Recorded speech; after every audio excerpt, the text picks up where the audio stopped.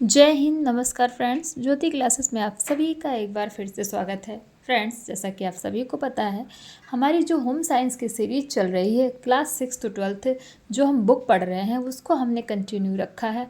और उसमें अभी तक हमने हमारी जो क्लास 6 की बुक थी उसको कंप्लीट कर लिया है।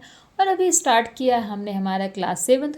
और क्लास 7 में भी जो हमारा चैप्टर 13 था वहाँ तक हमने कंप्लीट कर लिया है। आप सभी से रिक्वेस्ट है कि अगर अभी तक आप हमारी वीडियोस नहीं देखें और हमारे न्यू व्यूअर्स हैं तो फ्रेंड्स आप प्ले लिस्ट में जाइए। वहाँ पे आपको क्लास 6 के जितने ही चैप्टर हैं और क्लास 7 में हमने जितने भी चैप्टर 13 तक जितने भी कॉन्सेप्ट टॉपिक किए हैं वो सारे ही आपको प्लेलिस्ट में प्रोवाइड कराए गए हैं, जो कि टॉपिक वाइज बहुत ही अच्छे से आसान भाषा में आपको एक्सप्लेन कराए गए हैं, जिसमें पॉइंट टू पॉइंट जितने भी टॉपिक हैं आपको बहुत ही अच्छे से समझ में आएंगे। और हाँ फ्रेंड्स, आप सभी से रिक्वेस्ट है कि अगर आप जब वीडियो देखते हैं तो प्लीज़ वीडियोस को पूरा देखिए, क्योंकि अगर आधा अधूरा देखेंगे तो आपको कुछ भी समझ में नहीं आएगा। पूरी वीडियोस आप क्लिक कीजिए, तो वीडियोस को पूरा देखिए, तभी आपको कोई भी कॉन्सेप्ट अच्छे से क्लियर होगा। और इस जो हमारी जो ये सीरीज चल रही है इसको करने का हमारा मेन टारगेट क्या है आप सभी को पता है। हमारा मेन टारगेट है कि हमारा जो होम साइंस का सिलेबस है क्लास 6 to 12 उसको हम कंप्लीट करें। और एक बार हम होम साइंस को बहुत अच्छे से पढ़ लें और उसके बाद होम साइंस से रिलेटेड कोई भी एग्ज़ाम निकलता है, हर एग्ज़ाम को क्रैक करने के लिए हम अपने आप को क्या पाएँ, प्रिपेयर्ड पाएँ। तो फ्रेंड्स, यही हमारी कोशिश है। और आप सभी को पता है कि हाँ, जो भी यूपी टीजीटी पीजीटी की तैयारी कर रहे हैं, और आप सभी के लिए एक न्यूज़ है, आप सभी को पता ही होगा कि जिन्होंने 2022 यानी कि 2020 में जिन्होंने भी फॉर्म फिल किया था टीजीटी पीजीटी के लिए, उनकी एग्ज़ाम डेट आ गई है फाइनली। और वो एग्ज़ाम होने वाले हैं अप्रैल में। तो जिन्होंने भी फॉर्म भरा है, जिनकी अप्रैल में एग्ज़ाम होने वाली, उन सभी को बधाई। और अपनी तैयारी तो आप सभी लोग कर ही रहे होंगे, लेकिन अभी टाइम है कमर कस लेने का और अपनी तैयारी पर ज़ोरों शोरों के साथ लग जाइए।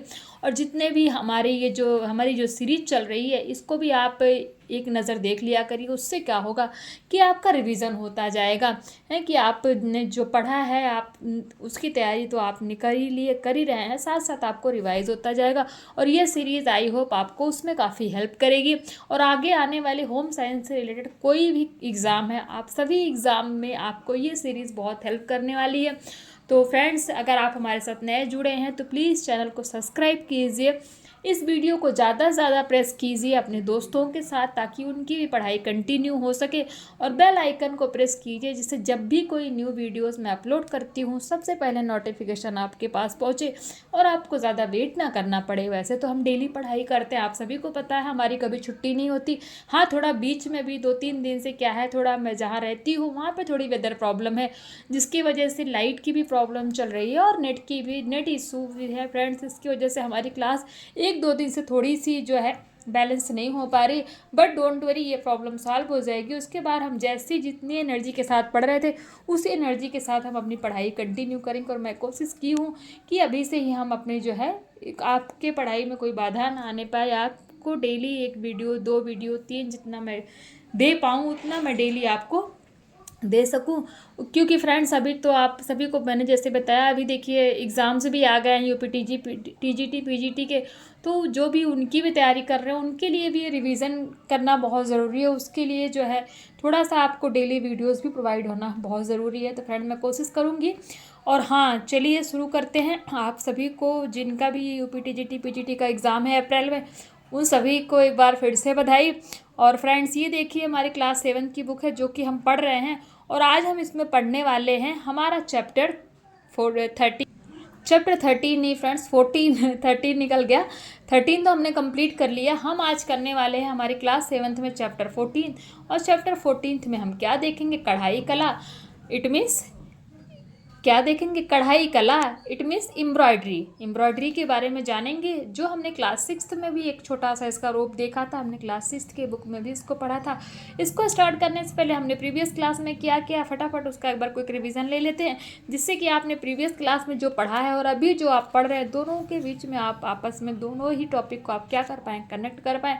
ये देखिए हमने प्रीवियस क्लास में क्या किया, चैप्टर 13 जिसमें हमने सिलाई कला देखी थी। और सिलाई कला में हमने देखा था सिलाई होती क्या है, घर पर सिलाई करने के लाभ, सिलाई उसके बाद कपड़े का चुनाव हम करते समय हम किन बातों का ध्यान रखना चाहिए, कपड़े की नाप किस प्रकार ली जाती है, उसमें हमने देखा था कि कितने कितने टाइप की नाप होती है। कपड़ा सीने के लिए आवश्यक नापे, यानी कि जब कपड़े की आपको स्टिचिंग करनी है, सिलाई करनी है, तो उसके लिए कौन कौन सी नाप जो है वो आवश्यक है, कैसे कैसे वो ली जाती है, ये सब हमने देखा था फ्रेंड्स। और ये देखा था किसी वस्त्र के लिए कपड़े का अनुमान लगाना और काटना। और इसमें हमने कुछ देखे थे एग्जाम्पल्स के तौर पे विभिन्न प्रकार के वस्त्रों के लिए कपड़े का अनुमान लगाने की विधियाँ जो हमने देखा था, जिसमें हमारा पायजामा था, पेटीकोट था, सलवार था, ये सब था फ्रेंड्स। इसको हमने क्या है, एक एग्जाम्पल से आप सभी को हमने बताया, इसको भी हमने देखा था, एक बहुत ज़्यादा डिटेल में इनको नहीं देखा था, नॉर्मली मैंने आपको बताया था। तो ये था फ्रेंड्स हमारा चैप्टर 13। और हमने साथ ही साथ देखा था क्या इस चैप्टर के स्मरणीय तथ्य और की थी इसकी प्रश्नावली। और आप सभी को होमवर्क में मैंने अति लघु उत्तरीय, लघु उत्तरीय और दीर्घ उत्तरीय प्रश्न दिए थे, उसको सॉल्व करने के लिए। आई होप आपने उनको सॉल्व किया है, तो प्लीज़ कमेंट करके बताइए अगर आपने सॉल्व किया है, आपसे वो क्वेश्चन सॉल्व हुए हैं तो भी, नहीं हुए हैं तो भी। अगर नहीं हुए हैं, आपको उनके आंसर चाहिए, तो प्लीज़ मुझे कमेंट करिए, मैं उनके आंसर आपको प्रोवाइड कराऊंगी। और अगर आपने कर लिए हैं तो बहुत ही अच्छी बात है। चलिए फ्रेंड्स स्टार्ट करते हैं, आज टाइम ज़्यादा नहीं लेंगे, स्टार्ट करते हैं हमारा चैप्टर 14। जैसे हमने आपको बताया, हम पढ़ने वाले हैं कढ़ाई कला। कढ़ाई द्वारा एक साधारण वस्त्र को भी सुंदर बनाया जा सकता है, यानी कि जब कोई साधारण नॉर्मल कपड़ा भी हो, उसको भी, उस पर भी जब आप एम्ब्रॉयडरी करते हो ना, तो देखने में अच्छा लगता है। सिलाई कढ़ाई साधारणतः एक संयुक्त शब्द लगता है, यानी कि जैसे लगता है कि दोनों का मतलब एक ही है। बिना सिलाई के कढ़ाई महत्वहीन है, इन दोनों से सौंदर्य द्विगुणी हो जाता है। भारत देश एक विविध संस्कृतियों वाला देश है, इसके प्रत्येक प्रांत की कढ़ाई की शैली एक दूसरे से भिन्न है। परंपरागत भारतीय परिधानों में कसीदाकारी से सजे परिधानों को सर्वोपरि स्थान प्राप्त है। यहाँ चिकन का काम, सिंधी कढ़ाई, फुलवारी व कश्मीरी कढ़ाई प्रसिद्ध है। भारतीय कढ़ाई से सजे परिधानों की विदेश में भी अधिक मांग रहती है। प्राचीन काल में राजा महाराजाओं व धनी वर्ग के लोगों के वस्त्रों पर सोने व चांदी के तारों से कढ़ाई की जाती थी। विशेष अवसरों पर लोग आजकल भी कढ़ाई से बने हुए आकर्षक वस्त्र को ही पहनना पसंद करते हैं। देखते हैं कढ़ाई का अर्थ। जिस प्रकार स्त्रियां शारीरिक सौंदर्य बढ़ाने के लिए आभूषण पहनती हैं, यानी कि गहने पहनती हैं, उसी प्रकार वस्त्रों को कलात्मक रूप प्रदान करने के लिए तथा उनका आकर्षण बढ़ाने के लिए उन पर कढ़ाई की जाती है। यह कलात्मक आकृति को बनाना या भरना ही कढ़ाई कहलाता है। कढ़ाई कला की उपयोगिता एवं महत्व। कढ़ाई कला के महत्व को दो भागों में बांटा जा सकता है। कौन कौन से हैं? नंबर 1 पारिवारिक महत्व और नंबर 2 आर्थिक महत्व। आपसे किसी ने पूछ लिया कढ़ाई कला के जो है महत्व कौन कौन से हैं, तो दो हैं, एक पारिवारिक महत्व और नंबर 2 आर्थिक महत्व। पारिवारिक महत्व किस तरह देखते हैं? एक कुशल गृहिणी वस्त्रों पर कलात्मक कढ़ाई करके अपनी कार्यकुशलता एवं निपुणता द्वारा घर की शोभा में 4 चांद लगा सकती है। बच्चों के कपड़े, साड़ियाँ, ब्लाउज, फ्रॉक, बिब रुमाल, स्वेटर, कमीज, कुर्ता, सलवार आदि पर आकर्षक कढ़ाई करके उनको सुंदरता प्रदान की जा सकती है। इसके अतिरिक्त घर में प्रयोग होने वाले अन्य वस्त्र जैसे चादर, कुशन, कवर, पिलोवर, पर्दे, मेजपोश, ट्रे क्लॉथ, टिकोजी, सेट आदि को भी कढ़ाई द्वारा आकर्षक रूप प्रदान किया जा सकता है। तो अब देखते हैं नंबर 2 आर्थिक महत्व। कढ़ाई के विभिन्न टाकों में निपुणता प्राप्त करके गृहिणी कढ़ाई कला को एक क्या कर सकती है? व्यवसाय के रूप में अपनाकर धन कमा सकती है। तो आर्थिक महत्व किस तरह होगा कि अगर कढ़ाई कला हमें आती है, हमें कढ़ाई का नॉलेज है, एम्ब्रॉयडरी का नॉलेज है, तो हम अलग अलग वस्त्रों पर क्या कर सकते हैं? अलग अलग कढ़ाई करके उससे क्या कर सकते हैं? उसको अपना व्यवसाय, इट मीन्स उसको अपना बिजनेस बना सकते हैं। उससे क्या होगा, उसके अनुरूप ही हमारा जो है कढ़ाई कला क्या है, आर्थिक महत्व भी है। तो समझ में आया आपको आर्थिक महत्व। देखते हैं कढ़ाई के लिए आवश्यक सामग्री, यानी कि जब हमें कढ़ाई करनी है तो हमें किन किन सामग्री की आवश्यकता पड़ती है, क्या क्या हमारे लिए आवश्यक है, उसके बारे में देखते हैं। कढ़ाई करने के लिए निम्नलिखित वस्तुओं की आवश्यकता होती है। नंबर 1 कपड़ा। कढ़ाई करने के लिए प्रमुख आवश्यकता में कपड़े का स्थान है। इसी के रंग आकार के अनुसार डिजाइन और धागों का चुनाव किया जाता है। नंबर 2 पेंसिल और रबर। कढ़ाई के नमूनों को बनाने के लिए हमें पेंसिल की आवश्यकता होती है। उसी के साथ साथ रबर का भी प्रयोग किया जाता है। रबर का प्रयोग क्यों? क्योंकि अगर हम कोई नमूना बना रहे हैं तो उसमें क्या होगा, अगर कुछ गलत हो गया है तो रबर हमारे पास रहेगा तो हम उससे इरेज करके उसको सुधार कर सकते हैं ना, तो इसलिए रबर की भी आवश्यकता पड़ती है। अब देखते हैं कार्बन पेपर का क्या काम है। कार्बन पेपर नमूने को कपड़े के ऊपर उतारने में मदद करता है। इसमें कपड़े के ऊपर कार्बन पेपर को उल्टा रखते हैं तथा उसके ऊपर डिज़ाइन रखकर उसके ऊपर पेंसिल फेरकर नमूना उतार लेते हैं। Number 4 tracing paper. किसी जगह पर बना नमूना इस पारदर्शी कागज द्वारा उतार लिया जाता है। इसके द्वारा दूसरे स्थान या किसी और वस्तु पर उतार लिया जाता है। अब देखते हैं फ्रेम। आजकल बाजार में छोटा बड़ा लकड़ी, स्टील तथा प्लास्टिक का बना फ्रेम आता है जिसका प्रयोग कपड़ों को कसने के लिए किया जाता है। नंबर 6 कैंची। धागों को काटने के लिए एक छोटी कैंची का भी प्रयोग किया जाता है। धागे को खींचकर तोड़ने से कढ़ाई के टाके खींचने का भय होता है, इसीलिए क्या करते हैं, कैंची से काट देते हैं। नंबर 7 धागा। रेशमी तथा सूती धागे तरकसी के रंगीन धागों को काटने के लिए प्रयोग में लाए जाते हैं। नंबर 8 सुइयाँ। विभिन्न नंबरों की सुई को हम काढ़ने के लिए प्रयोग करते हैं। मोटे कपड़े पर मोटी सुई का प्रयोग किया जाता है। केसमेंट के कपड़ों पर अलग प्रकार की मोटी सुई काढ़ने के काम में लाई जाती है। अब देखते हैं कढ़ाई के लिए आलेखन या नमूना चयन करने के नियम, यानी कि जब हम कढ़ाई कर रहे हैं तो उस पर जो हमें आलेखन और नमूना, इनमें जो सैंपल हमें प्रयोग करना है उसका चयन किस तरह किया जाता है, उसके क्या नियम है। नंबर 1 कढ़ाई से पूर्ण नमूने को फ्रेम से कस लेना चाहिए, यानी कि जब भी आप कढ़ाई कर रहे हो, जो आपने सैंपल लिया है उसको क्या करना है, उसको फ्रेम में कस लेना है। नंबर 2 कढ़ाई करते समय सुई में छोटा धागा प्रयोग करना चाहिए। नंबर 3 धागे को काटकर डिजाइन से अलग करें, खींच कर नहीं। नंबर 4 कढ़ाई करने वाला डिजाइन कपड़े के आकार के अनुरूप बड़ा छोटा होना चाहिए। नंबर 5 प्राकृतिक चित्रण के नमूनों में प्रकृति के अनुरूप रंग लगाने चाहिए, जैसे पत्तियों में हरा पीला ही रंग, जो पत्तियां होती हैं उनमें हरा पीला ही रंग क्या करें, लगाएं, और फूलों को किसी भी रंग में काढ़ा जाए तो अच्छा लगता है। नमूना उतारते समय ध्यान देने योग्य बातें। नंबर 1 नमूना समतल स्थान पर रखकर ही उतारना चाहिए। नंबर 2 नमूना उतारते समय हाथ स्वच्छ होने चाहिए। नंबर 3 जिस वस्त्र पर नमूना उतारना है वह सिकुड़न रहित होना चाहिए, अतः नमूना छापने से पूर्व क्या कर लेना चाहिए, इस्त्री कर लेना चाहिए, अर्थात प्रेस कर लेना चाहिए। जिस कपड़े पे आप नमूना सैंपल ले रहे हैं वो क्या करना चाहिए, वो आपको प्रेस कर लेना चाहिए। फ्रेंड्स, इसको हम ज़्यादा डिटेल में नहीं पढ़ रहे क्योंकि आपको पता है हमने इसको जो है 6th क्लास में बहुत ही डिटेल में पढ़ा है ना, तो अभी इसको फटाफट हम मोटा मोटा पढ़ ले रहे हैं। देखते हैं नमूना उतारने की विधियाँ। नमूना स्वयं बटर पेपर पर छेद करके बनाया जा सकता है या बाजार में बटर पेपर छिद्र हुए मिलते हैं। निम्न प्रकार से दी गई विधियों द्वारा भी हम नमूना उतार सकते हैं। विधियाँ कौन सी है देखते हैं। गेरू द्वारा नमूना बनाना। इससे नमूने वाले कागज के नीचे अर्थात उल्टी तरफ गेरू को अच्छी प्रकार से रगड़ लेते हैं, फिर उसको छापने वाले कपड़े पर रखकर नमूने वाली लाइनों पर क्या करते हैं, पेंसिल फेरने से क्या होता है, पेंसिल फेरने से गेरू की लाइन कपड़े पर छप जाती है। नंबर 2 कांसे के बर्तन से रगड़कर। यदि कोई नमूना कढ़ा हुआ पसंद आता है तो उसको क्या करते हैं, कांसे के बर्तन द्वारा वस्तु पर उतारा जाता है। इसमें पेंसिल की आवश्यकता नहीं पड़ती। उभरी हुई कढ़ाई के डिजाइन पर दूसरा कपड़ा बिछा देते हैं, उस समय उस पर कांसे में चिकनाई लगाकर रगड़ने से क्या होता है, डिजाइन उभर जाता है। नंबर 3 नील द्वारा किस तरह नमूना उतारा जाता है, तैयार किया जाता है देखते हैं। नमूने को वस्त्र पर पिनअप कर लिया जाता है। नील को स्प्रिट में मिलाकर रुई द्वारा कपड़े पर बार बार फेरने से नील छिद्रों द्वारा कपड़े पर पहुंचकर अपनी छाप छोड़ देता है। स्प्रिट कुछ समय बाद उड़ जाती है। नंबर 4 कार्बन पेपर द्वारा नमूना उतारना। कार्बन पेपर को कपड़े पर पिनअप कर देते हैं, उसके ऊपर कोई भी डिजाइन रखकर पेंसिल करने से डिजाइन उतार कर तैयार कर लिया जाता है। नंबर 5 कागज पर नमूना कैसे छेदा जाता है देखते हैं।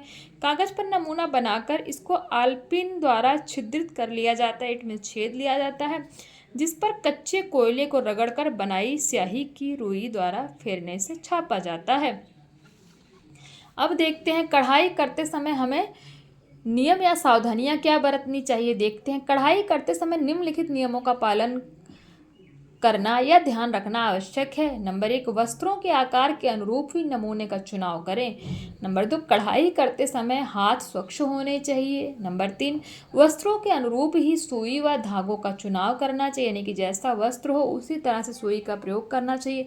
सुई में धागा अधिक लंबा नहीं डालना चाहिए। आलेखन के अनुरूप ही रंगों और टाकों का चयन करना चाहिए। नंबर 6, धागे के सिरे में महीन गांठ लगानी चाहिए। नंबर 7, कढ़ाई के टाँके ना तो अधिक कसे हुए हों और ना ही अधिक ढीले होने चाहिए।